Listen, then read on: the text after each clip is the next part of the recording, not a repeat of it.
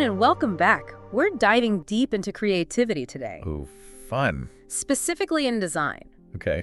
We found this really interesting excerpt from a book called Breaking Chains in Design.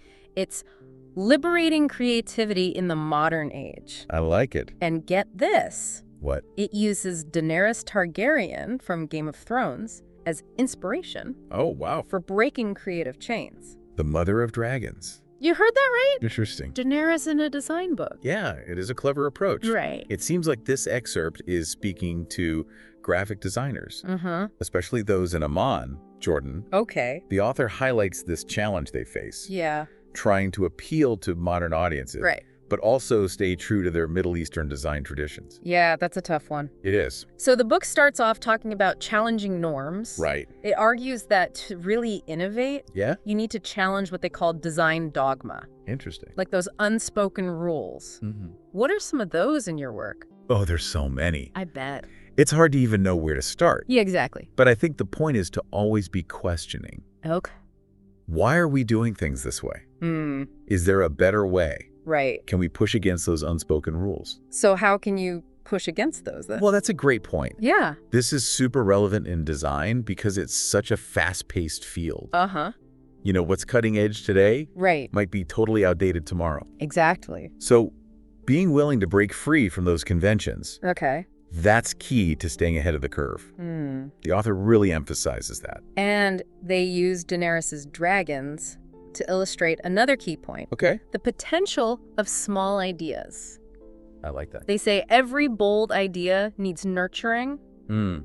and protection Yeah. in its early stages. Like those baby dragons. Just like those baby dragons. Oh, It makes you think about those aha moments. right. Have you ever had an idea? Oh, yeah. A dragon idea Definitely. that needed nurturing? Absolutely. Or one that maybe even faced rejection at first. Oh, of course. What happened? Well, I had this one idea Yeah. for a design concept. Okay. It was really out there, Uh-huh. but I loved it. Okay. But when I showed it to my team, they were like, whoa, what is this? Oh, no. They didn't get it at all. So. But I knew it had potential. Okay. So I kept working on it. You nurtured it? Exactly. Okay. I refined it. I found ways to explain it better. Yeah. And eventually they came around. Oh. Yeah. Wow. It actually ended up being a really successful project. That's awesome. It was. So this excerpt actually reminds us that setbacks and client rejections are inevitable, Oh, definitely. but they can actually refine our approach. Absolutely. They shouldn't kill our creative spirit, No, they shouldn't. just like fire couldn't kill Daenerys' dragons. Exactly. It's all about embracing those challenges Okay. and seeing them as opportunities for growth. I like that. Yeah. Now, the excerpt goes on to identify 3 major chains Okay. that hold designers back. And this is where things get really relatable for everyone, Oh, I see. regardless of what you do. Okay. So the first chain is fear. Fear? Fear of rejection. Okay. Fear of trying something new. Right. Fear of standing out. Yeah, I think we all experience that in some way. Absolutely. The book's advice, Yes. encourage yourself to present bold concepts and take calculated risks. Easier said than done. It is, Right. but I think they have a point. Okay. If you're always playing it safe, Yeah. you're never going to reach your full potential. That's true. So true. The second chain Okay, what's that? is tradition. Tradition. Sticking to those outdated practices. Oh, yeah. Resisting new technologies. I'm sure many of us have encountered this in some form Definitely. to break this chain. Okay.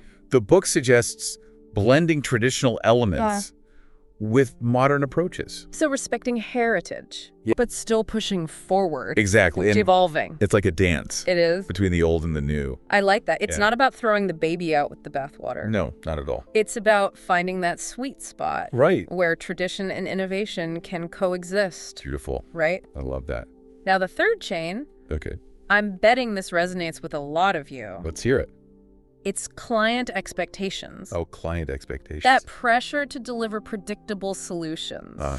I know it. Play safe. To break this chain. Okay, how do we do that? The book argues that we need to break free from this by educating clients about the value of distinctive design. Okay, It's about helping them see things differently. I see. So are you saying we should be channeling our inner Daenerys Oh. and leading the charge when it comes to creative decisions? In a way, yes. Okay. It's about having that confidence to stand by your vision and articulate why it's valuable.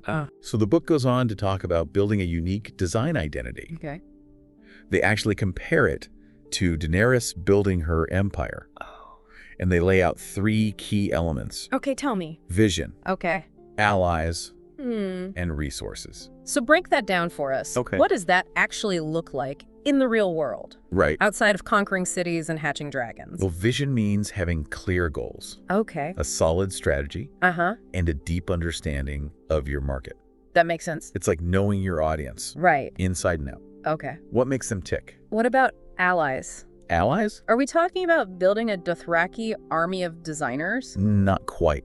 Okay. Allies in this context means building strong relationships, Okay. collaborative partnerships, Uh-huh. good client relationships, Yeah.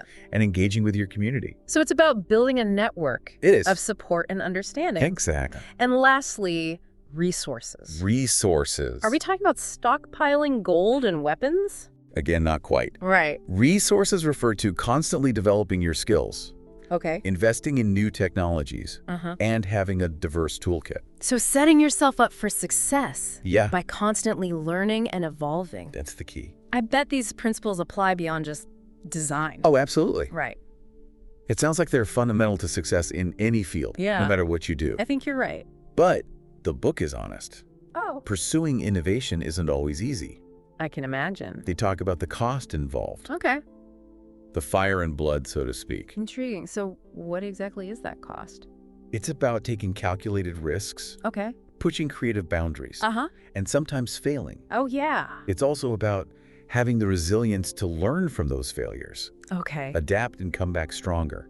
So the big question is What's that? it worth it? That's a question for each individual to answer. Mm-hmm. But I think this book makes a strong case Really? for embracing the challenge, for being bold Uh-huh. and pushing those creative boundaries. I'm leaning towards yes on that one. Me too. Now the book gets even more specific Okay. by sharing how Ronin Graphics, And graphics. the design studio featured in this excerpt, puts all of this into practice. Interesting. They have some really cool systems in place. Tell us more. One of their most interesting initiatives Okay. is called Weekly Dragon's Den. Weekly Dragon's Den. I love that. Right? It's a great name. Where team members present unconventional ideas in a safe space to get feedback. I love that. It really captures the spirit of what they're trying to do. It does. It definitely sounds like a fun way to encourage creative thinking. For sure. And they also have something called Liberation Hours, right? Liberation hours, yes. Tell me more. It's dedicated time Okay. for experimental design Mhm. and personal project development. So giving yourself that dedicated time to experiment and explore Exactly. without that client pressure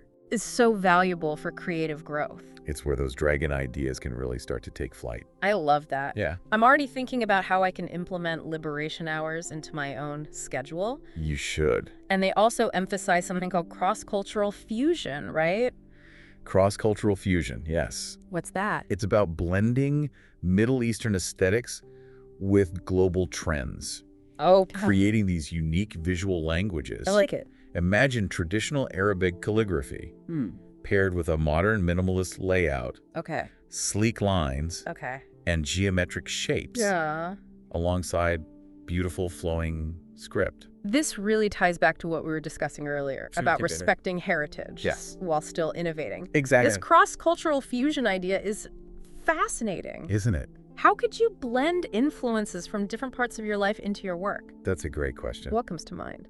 Well, I think it's about being open to new experiences, Okay. trying new things, Uh-huh. meeting new people, and then seeing how those experiences can inform your work. You never know where inspiration might come from. So true. The book actually dives deeper into this concept with yeah. a real-world example. Tell me about it. They present a case study where Ronin Graphics worked with a traditional local business in Amman. Okay. The business wanted to modernize its brand Right. to appeal to a younger audience Makes sense. while staying true to its roots. So how did they approach this challenge? They started by carefully researching the brand's history, Okay. its visual language, and its core values. To understand the essence of the brand. Yes, before making any changes. That makes sense. You can't just throw away tradition in the name of modernization. Right. It's about finding a way to honor the past Exactly. while looking towards the future. That's the key. And then they looked at modern design trends. Okay. But not just in a general sense. Oh, no. They specifically focused on trends that resonated with the target audience, while still respecting the cultural context. It's about finding that sweet spot Oh! where heritage and modernity can intersect. What were some of the specific design choices they made? Well, the excerpt mentions they combined traditional patterns and motifs with a more contemporary color palette and typography. Okay. They also incorporated modern design principles like negative space and asymmetry, Interesting. while still maintaining a sense of balance and harmony. Right. That reflected the brand's cultural heritage. So it's not just about slapping a modern font on some traditional imagery. No, it's not. It's about a much deeper integration of elements. Precisely. And what was the client's reaction to this approach?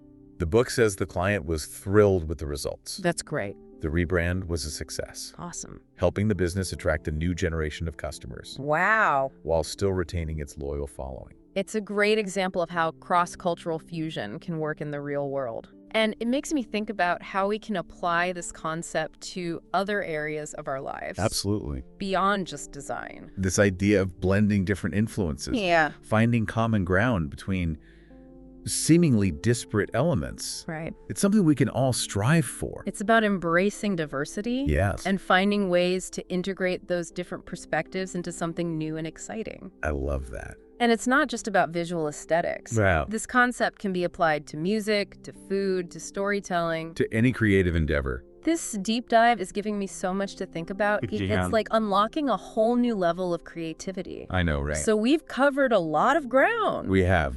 From Daenerys Targaryen and her dragons to the challenges and triumphs of breaking creative chains. But we're not done yet. There's still more to uncover. In the next part of our deep dive, Ooh. we'll explore the author's concluding thoughts Okay. and discuss what all of this means for you, our intrepid listeners. I can't wait. It's going to be good.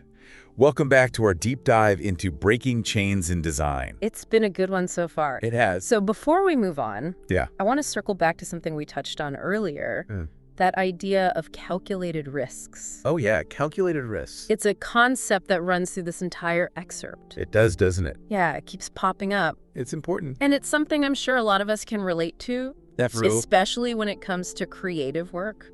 For sure. So how does this excerpt define calculated risks? Well, the author emphasizes that it's not about being reckless. Okay. It's about weighing the potential rewards against the potential consequences Right. and making informed decisions. So it's about strategic risk-taking. Exactly. Not just jumping into the deep end without knowing how to swim. Exactly. They give the example of Ronin Graphics Uh-huh. and their weekly Dragon's Den. Right. That's a perfect example of a space where designers can take risks Okay. in a controlled environment. I see. They can present unconventional ideas and get feedback without the fear of failure. So it sounds like creating that kind of environment is crucial It is. for fostering innovation. Yeah, and it reminds me of another key point the author makes. Okay. The need to push creative boundaries. Right. They argue that we should always be striving to explore new design approaches, to challenge ourselves and experiment. I'm curious, though, What's that? isn't there a risk of going too far? Going too far? Yeah, of losing sight of what makes a design effective in the first place? That's a valid concern. Okay. And the author acknowledges there's a fine line Uh-huh. between pushing boundaries and losing sight of functionality and clarity. Right. It's a balance that every designer has to find. That makes sense. It's like that saying, What's that? you have to know the rules before you can break them. Exactly. And speaking of rules and traditions, Yeah. the excerpt also dives into this idea of preserving cultural heritage Okay. while still embracing modern design principles, Right, they call it cross-cultural fusion. which sounds incredibly cool, It does. but also complex. It can be. Can you give us an example of what that looks like in practice? Sure. The book highlights a case study Okay. where Ronin Graphics worked with a traditional local business in Emon. Okay. The business wanted to modernize its brand Uh-huh. to appeal to a younger audience Right. while staying true to its roots. It sounds like a real balancing act. It is. How did they approach this challenge? They started by carefully researching the brand's history, Okay. its visual language, Uh-huh. and its core values. To understand the why behind the existing design? Exactly. Okay. And then they looked at modern design trends. Okay. But not just in a general sense. Right. They specifically focused on trends that resonated with the target audience, Okay. while still respecting the cultural context. So it was about finding that sweet spot where heritage and modernity could intersect. Precisely. What were some of the specific design choices they made? Well, the excerpt mentions that they combined traditional patterns and motifs with a more contemporary color palette and typography. Okay. They also incorporated modern design principles like negative space and asymmetry, Interesting. while still maintaining a sense of balance and harmony that reflected the brand's cultural heritage. So it's not just about slapping a modern font on some traditional imagery. No, it's about a much deeper integration of elements. Right.